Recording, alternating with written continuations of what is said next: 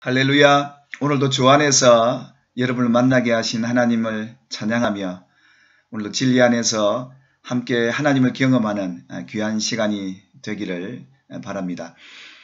오늘 말씀의 주제는 예배자의 삶이라는 주제로 함께 하나님의 은혜를 나누고자 합니다. 오늘 성경 본문은 시편 제2편 1절부터 12절 말씀까지가 되겠습니다. 시편 1편에 이어 이 시편 2편 예배자의 삶이란 주제 속에서 오늘 시인이 경험했던 그 하나님, 어떻게 하나님을 예배했는지를 우리가 살펴보면서 오늘 저와 여러분의 삶이 예배자의 삶이 되기를 축복합니다.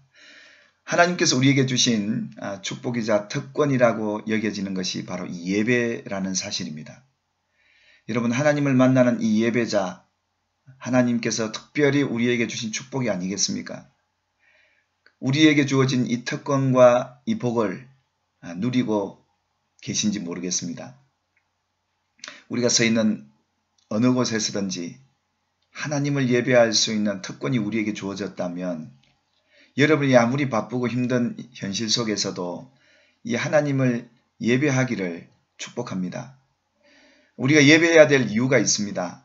왜냐하면 이 예배를 통해서 다시 한번 우리가 우리의 정체성을 발견하게 되고 또 이 세상을 어떻게 승리하며 살아갈 수 있는지를 이 예배를 통해서 경험하기 때문입니다. 오늘 이 시인이 겪고 있는 이 예배자의 현실이 어떠한지를 성경이 우리에게 기록해 놓고 있습니다. 한마디로 말하면 이 세상이 너무도 절망적이고 막막하고 어두운 현실 가운데 있음을 보게 됩니다. 하나님의 백성으로서 하나님의 자녀들로서 세상을 살아가는 이 현실이 여러분들도 인식하고 계신 것처럼 하나님이 통치하고 다스리는 그런 나라가 아니라 세상 마귀가 통치하고 다스리는 세상 나라이기 때문에 그러합니다. 우리는 하나님의 나라에 속해 있기도 하지만 세상 나라에도 우리가 속해 있음을 발견하게 되지요. 그래서 언제나 우리가 서 있는 이 현실이 세상 나라와 하나님의 나라의 긴장과 갈등, 그 전쟁 가운데 언제나 있음을 우리는 발견하게 됩니다. 예수님께서 마태복음 11장 23절에도 말씀하셨던 것처럼 하나님의 나라, 예수님께서 오심으로 선포되어졌던 이 땅에 도래한 하나님의 나라, 영원한 하나님의 나라로 완성되기까지 이 땅에 있는 하나님의 나라는 언제나 침노를 받을 수 있는, 공격을 당할 수 있는 그런 나라임을 우리에게 알리면서 이 하나님 나라 안에 거하도록 예수님께서 우리에게 당부해 주셨던 것 아니겠습니까? 그것은 우리가 살고 있는 현실이 항상 천국 같으면 얼마나 좋겠습니까? 그러나 우리가 살고 있는 이 천국이 위협을 받을 수 있고 이 천국 같은 삶이 언제든지 지옥으로 바뀔 수 있는 그런 현실을 우리는 인식해야 합니다. 그래서 예배자들의 시선은 바로 이런 겁니다. 내가 겪고 있는 이 현실, 내가 살아가고 있는 이 세상이 결코 하나님의 나라가 안주되고 안정되게만 서 있는 것이 아니라 언제든지 위협받을 수 있고 결국은 이 세상은 천국과 지옥을 넘나드는 그런 전쟁터와 같은 곳임을 오늘 이 시인이 겪었던 것 같습니다. 구체적으로 어찌하여 참 이 현실을 바라본 이 시인으로서는 어찌하여가 시작되어 이방 나라들이 분노하며 분노가 가득하고 민족들이 옳은 일이 아니라 헛된 일을 꾸미고 있고 세상의 군왕들이 나서서 그 관원들이 서로 꾀하여서 하는 일들이 하나님과 그의 기름 부음 받은 자들을 대적하는, 결국은 하나님 그분을 대적하고 하나님의 백성들을 대적하는 이런 일들이 일어나면서 그들이 주장하는 것은 그들이 가지고 있는 믿음의 십자가, 그들이 맨 것을 끊어버리게 하고 또 하나님의 백성들이 붙들고 있는 그 결박들을 끊어 벗어버리자 하고 있습니다. 여러분, 이런 믿음의 현실, 이 예배자들이 겪고 있는 이 현실들은 결코 이 시인만 겪었던 현실이 아니었고 지금도 우리가 이 현실을 겪고 있음을 여러분 잘 아시지 않습니까? 결국은 세상 나라는 하나님의 나라를 무너뜨리려 하는 그런 거짓과 그런 대적들이 언제나 끊이지 않고 있음을 우리는 알아야 합니다. 예배자의 현실, 한마디로 말하면 결코 예배할 수 없는 현실 아니겠습니까? 절망과 어두움과 참 현실의 막막함 속에서 있는 분들이 저와 여러분들입니다. 그런데요, 이런 현실 우리가 보는 대로 듣는 대로 우리가 인식하고 거기에 반응하면 되지 않습니다. 우리는 세상의 것들로 반응하는 사람들이 아니라 하나님과 그분의 말씀으로 반응해야 될 사람들이기에 예배자들은 이런 세상을 본받지 아니하고 이런 세상에 종되지 아니하고 오직 하나님의 거룩한 나라의 백성임을 잊지 말고 하나님이 이 세상을 어떻게 바라보는지를 우리는 볼 수 있어야 합니다. 이것이 예배자들입니다. 여러분 이런 모습을 보실 때 하나님 어떻게 이 세상 나라들을 보고 계신가요? 그것이 4절에 나옵니다. 하늘에 계신 이가 웃으시며 주께서 그들을 비웃으시리로다. 여러분 시인이 겪고 있는 이 현실은 막막하고 답답한 현실입니다. 그런데 하나님은 웃고 계십니다. 왜 그렇습니까? 이 세상 만물을 세상의 임금이나 관원들이 다스리는 것이 아니라 하나님이 다스리고 계신 분 아니겠습니까? 그들이 어떤 계획과 어떤 음모를 가지고 있다 할지라도 이 일을 허락해 주셔야 할 분이 크신 하나님 아니겠습니까? 그 크신 하나님이 이 세상 나라 임금들을 바라보실 때의 그 시선은 이런 것입니다. 여러분들이 보이는 세상에 보이는 것으로 우리가 믿는 것이 아니라 보이지 않는 하나님을 믿는 예배자들이 바로 우리들입니다. 그러므로 여러분이 도리어 세상을 바라보신 것이 웃어보시길 바랍니다. 웃을 수 없는 현실인데 말입니다. 하나님이 지금 이렇게 하고 계신 이유는 하나님이 우리의 왕이시기 때문입니다.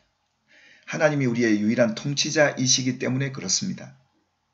한마디로 보면 세상도 백을 원하고 요즘 세상에 갑질한다고 이야기하는데 권세와 능력을 가진 그들이 하는 그런 갑질이 수준이 아니라 하나님께서 이 세상 만물을 다스리고 계신 진정한 왕이심을 우리에게 보여주지 않습니까? 그런 삶의 여유가 예배자들에게는 있습니다. 그래서 예배자들은 언제나 어두운 현실과 캄캄한 절망적인 현실 속에서도 마음의 여유가 있습니다. 웃을 수 있습니다. 왜 그렇습니까? 하나님이 웃고 계시거든요. 여러분의 현실이 지금 어떠합니까? 그래서 예배자들은 이런 것입니다. 내가 믿고 바라보는 그 하나님이 세상을 이렇게 바라보고 계신다는 겁니다. 그뿐 아닙니다. 오늘 이 시인은 이걸 발견합니다. 그때의 분을 바라야 진노하사 그들을 놀라게 하여 이르시기를. 여러분, 세상 나라가 놀라는 일이 어디에 있을까요? 그것이 바로 하나님께서 나의 왕을 거룩한 산 시온에 세웠다 하시리로다. 세상이 놀라고 두려워하는 일이 있습니다. 그것은 무엇이냐면 땅과 하늘을 다스릴 권세를 가지신 만왕의 왕이 있다는 사실을 그들이 알게 되면 두려워하고 놀랄 수밖에 없다는 사실입니다. 하나님께서 세운 왕, 곧 예수 그리스도 아니겠습니까? 예수님께서 2000여 년 전에 이스라엘 유다 땅에 예수님이 태어나셨습니다. 동방의 박사들이 유대 왕에게 찾아와서 이스라엘 왕이 어디 계시냐 묻지 않습니까? 그때 온 예루살렘이 소동이 일어납니다. 두려워하기 시작합니다. 아니 세상 임금이 있는데 유대 왕이 있는데 이스라엘 왕이 또 왔단 말인가? 아니 우리가 기다리던 메시아란 말인가? 하나님이 세운 왕이 이 땅에 오셨다는 말인가? 온 예루살렘이 소동이 일어나고 난리가 납니다. 왜요? 예수가 이 세상의 임금 왕으로 오셨다는 이 놀라운 사실을 접하는 순간 세상의 임금은 물론이요 온 예루살렘 모든 지도자들과 관원들이 벌벌 떨며 소동하며 일어나기 시작합니다. 어떻게 할꼬? 결국 세상의 임금이 만왕의 왕인 예수를 죽일 것을 명령하고 그 음모를 꾸밉니다. 그런데 하나님은 그 예수를 이 땅에 나게 하시고 당신의 모든 뜻을 이루시고자 십자가를 지시고 부활하시고 승천하실 때까지 이 세상 왕으로 잠시 이 땅에 보내신 분, 그분이 예수님이셨습니다. 여러분, 진정한 왕은 하늘과 땅을 다스릴 영원한 통치자는 하나님과 그분가 보내신 예수 그리스도가 이 땅에 만왕의 왕이심을 우리는 잊지 말아야 합니다. 그래서 우리가 예배할 때 이 세상 만물의 주인이신 왕이신 그분을 찬양하며 높이지 않습니까? 그럴 때 세상은 두려워하기 시작합니다. 우리가 이 크신 하나님을 예배하고 경배할 때 세상은 벌벌 떨기 시작합니다. 우리가 예배해야 할 이유가 여기 있습니다. 그것 또한 우리에게도 있습니다. 여러분, 우리가 믿는 하나님이 어떤 분이십니까?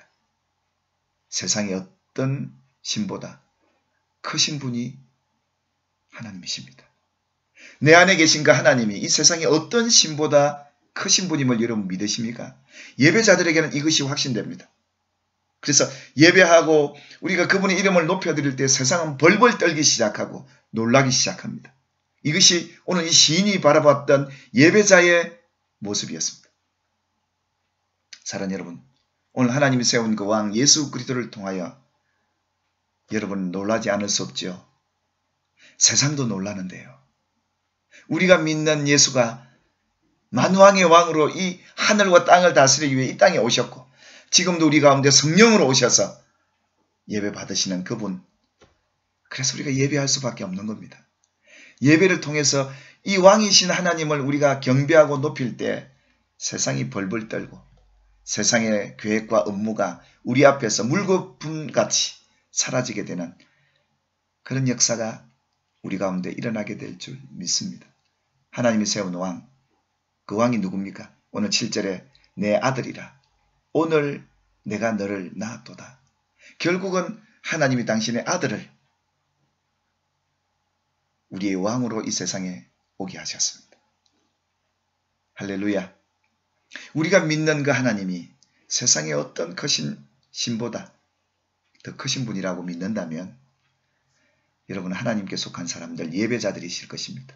그래서 우리는 이 예배를 통하여 하나님의 이름을 높여드리고 이 세상의 어떤 이름이 아닌 예수의 이름 높이며 하나님의 성호를 찬양하며 그분의 말씀 앞에 우리가 잠잠히 순종하고 나갈 때 세상 나라를 이기는 하나님의 나라가 그 위에 임하여 오신 줄 믿으시기를 주님의 이름으로 축복합니다.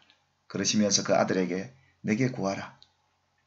그러시면서 내가 이방 나라를 내 유업으로 주리니 내 소유가 땅끝까지 이르리로다. 예수님께서 마지막 승천하시기 전에 제자들에게 당부하셨던 것은 바로 이것이었습니다. 오직 성령이 너희에게 임하시면 성령이 너희에게 임하여 왕권을 갖고 오신 예수, 그 예수가 영으로서 성령으로 우리에게 임하시면 권능을 받게 된다. 이 권능은 어떤 권능입니까? 세상 나라 권세자들이 두려워하는 하늘과 땅의 권세, 권능 아니겠습니까? 그것이 너희에게 임하리니 예루살렘과 온 유대와 사마리아 땅끝까지 이르러 내 정인이 되리라 하셨던 것입니다. 곧 예수님은, 왕이신 예수님은 하늘로 승천하고 다시 왕으로서 성령으로 우리에게 임하신 분이 오늘 우리 안에 계십니다. 그러니 우리가 땅끝을 유업으로 받은 우리 동네만이 아닌 이 나라 민족을 넘어서 땅끝까지 우리의 유업으로 하나님이 주셨다는 사실을 깨닫게 될 겁니다. 우리는 예수 그리스도 이름으로 구합니다. 여러분, 예수의 이름으로 우리가 하나님 앞에 구한다는 사실은 무엇입니까? 이 땅에 오신 예수님이 구하였던 것처럼 예수님이 구하는 것으로 인정하고 들어주겠다는 것 아니겠습니까? 이 같은 확실한 약속이 어디 있겠습니까? 그래서 예수님은 이제는 너희가 구하지 않았으나 내 이름으로 구하라. 내가 시행할 것이라 그렇게 말씀하지 않겠습니까? 하나님이 아담에게 주셨던 이 세상 천지 만물을 다스리라 하신 그 놀라운 복을 잃어버렸던 아담. 그러나 예수님께서 다시금 이 권세를 갖고 마귀에게 빼앗겼던 왕의 권세를 빼앗아 오지 않습니까? 이 아들의 권세 아니었습니까? 이것을 오늘 저와 여러분에게도 주신 줄 믿으시기를 주님의 이름으로 축복합니다. 그러면서 이 아들에게 네가 철장으로 그들을 깨뜨리며 질그릇같이 부수리로다. 승리를 확신하고 있습니다. 하나님의 아들이기에 세상 나라 어떤 왕보다 크신 권세를 갖고 있는 이 왕이 이 세상을 이겼다. 우리는 이 세상을 어떻게 이깁니까? 우리의 왕이신 예수 그리스도로 말미암아 세상을 이깁니다. 예수님이 세상을 이기셨기 때문에, 마귀를 이기셨기 때문에 그 이긴 승리가 우리의 승리로 왔기에 우리는 하나님을 예배합니다. 그래서 세상을 승리하는 사람이 하나님을 예배하는 자 아니겠습니까? 하나님을 예배할 때 우리는 세상을 이기는 것 아니겠습니까? 우리가 영적인 예배자로 하나님을 바르게 예배할 때 하나님은 우리를 세상을 이기게 하실 뿐만 아니라 오늘 세상을 향해 이렇게 선포하라 하십니다. 고난들아 너희는 지혜를 얻으며 세상의 재판관들아 너희는 교훈을 받을지어다. 여러분, 세상이 왜 이렇게 하나님을 대적합니까? 그들이 하나님의 지혜와 하나님의 교훈을 받지 않아서 그런 겁니다. 그래서 우리가 아들의 권세를 갖고 왕의 권세를 갖고 명하고 선포해야 합니다. 세상을 향해, 세상 나라를 향하여, 세상아 너희는, 세상의 왕들이여 너희는 하나님의 교훈을 받고 하나님의 지혜를 받게 될지어다. 너희는 하나님을 경외하며 섬기며 떨고 즐거워할지어다. 이것이 오늘 예배자들이 해야 될 선포입니다. 세상을 향하여 믿음으로 선포해야 될 내용 아니겠습니까? 그러면서 결론적으로 이렇게 마무리합니다. 그의 아들에게 입맞추라. 그렇지 아니하면 진노하심으로 너희가 길에서 망하리니 그의 진노가 급하심이라. 여호와께서 피하는 모든 사람은 다 복이 있도다. 세상에서 진노를 받는 사람은 여호와 하나님께서 보내신 그 아들 예수 그리스도에게 입맞추지 않는 사람들입니다. 예배하지 않는 자들입니다. 그분에게 경의와 사랑을 표하지 않는 사람들입니다. 결국 예배자 아닌 사람들, 하나님의 진노가 임할 줄 모른다는 거 아니겠습니까? 그래서 여호와께 피하는 것이며 그 아들에게 입맞추는 것이 예배자입니다. 예배하는 것입니다. 하나님을 경외하며 섬기고 떨며 그 교훈을 들으며 하나님의 지혜를 받는 사람들이 예배자 아니겠습니까? 진정 하나님을 예배하는 자가 된다면 이 세상에 하나님의 진노, 세상 나라에 이기게 하는 그 허락을 허락하지 않겠다는 것 아니겠습니까? 그러므로 우리가 예배해야 될 중요성이 여기 있습니다. 여러분, 우리가 하나님을 예배하며 지혜와 교훈을 얻고 하나님을 경외하며 섬기고 떨고 즐거워하는 이 예배자들, 그의 아들에게 와서 입맞추며 하나님께 피하여 오는 그들에게 하나님은 이 세상에 어떤 재앙도 진노도 오지 못하도록 하나님의 나라 안에서 우리를 보호하시겠다는 것 아니겠습니까? 이 예배는 그저 우리에게 하나님의 베풀 받지 않기 위해서 다가오는 그런 모습이 아닌 그런 수준 높은 성도들이 되시려면 오늘 이 예배자들이 왜 예배해야 함을 알아야 합니다. 오늘 이런 영적인 예배자로 예수 그리스도의 발에 입맞추며 그 아들의 입에 입맞추며 그의 몸에 입맞추며 하나님께 피하는 진정한 예배자들로 설 수 있기를 주님의 이름으로 축복합니다. 사랑하는 여러분, 오늘 이 메시지가 여러분의 평생에 예배자의 삶으로 살겠다는 결단이 일어나길 바라고 예배자들이 하나님의 교훈을 들으며 지혜를 받고 여호와를 경외하며 섬기고 떨며 기쁨으로 하나님 앞에 나아가 예배하게 되신다면 여러분이 세상을 이기는 예배자들이십니다. 하나님의 나라가 여러분의 평생에 여러분의 산업과 직장과 여러분의 자녀 후손들 가운데 지켜주실 줄 믿습니다. 감사합니다. 예배자로 승리하십시오.